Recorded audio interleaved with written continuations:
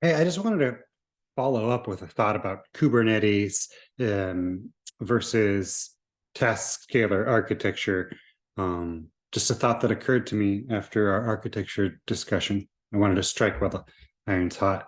So Aaron brought up a really good point about the Kubernetes executor provides a lot of like other native Kubernetes stuff.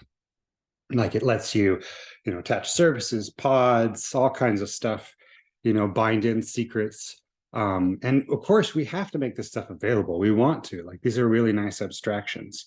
And I was thinking about like how Taskscaler fits into this.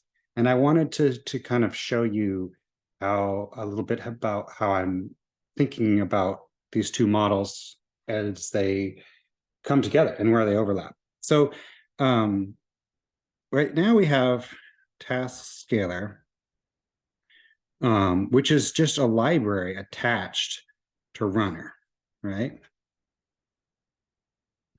And when we get, right now with our Taskscaler VM architecture, when we get a job, so a job kind of comes in, the first thing that it does is it acquires capacity. So I'm thinking in particular about Max. So it gets capacity, and Taskscaler here has like a connection to a plugin, which has a bunch of machines, right?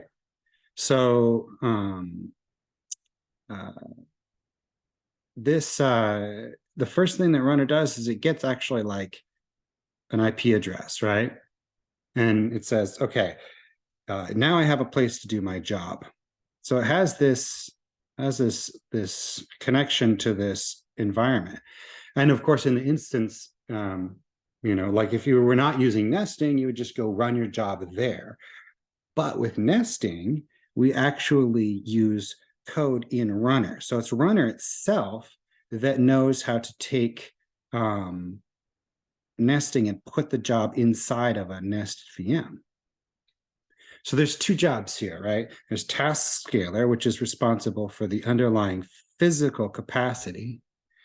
And then there's Runner, and the Runner has some specialty in like also putting things inside of there.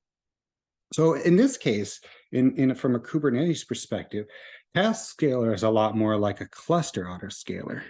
Um, and we could actually use it this way, right? You could point Kubernetes to an instance group.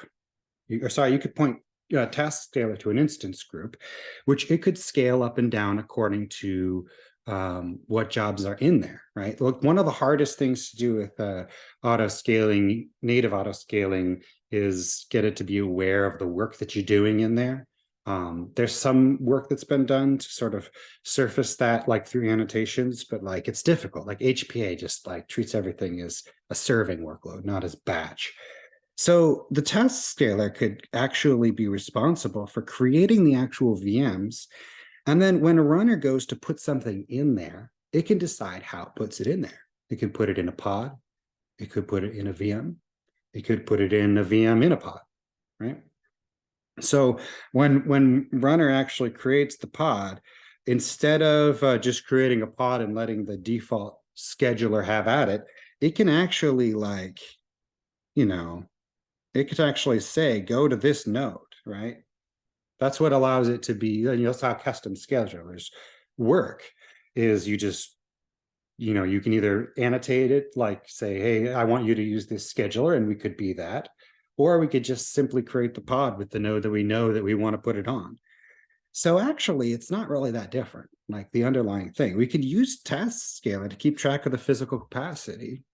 And we can use code inside Runner to know how to put stuff in there, just natively, container, pod, VM, whatever, right?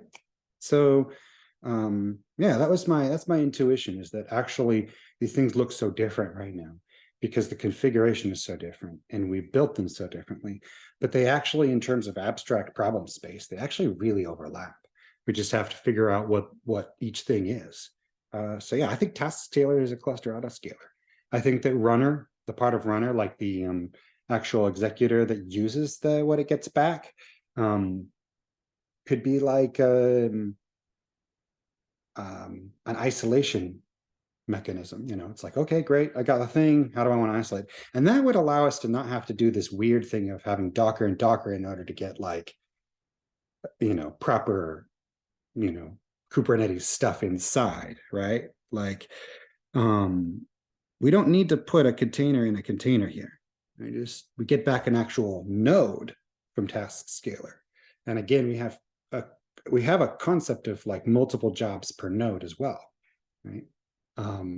Because we have slots. So, Taskscaler gives back a VM and a slot. So there you go. Like we already can manage the capacity of nodes. So yeah, that was my idea. Tell me what you think.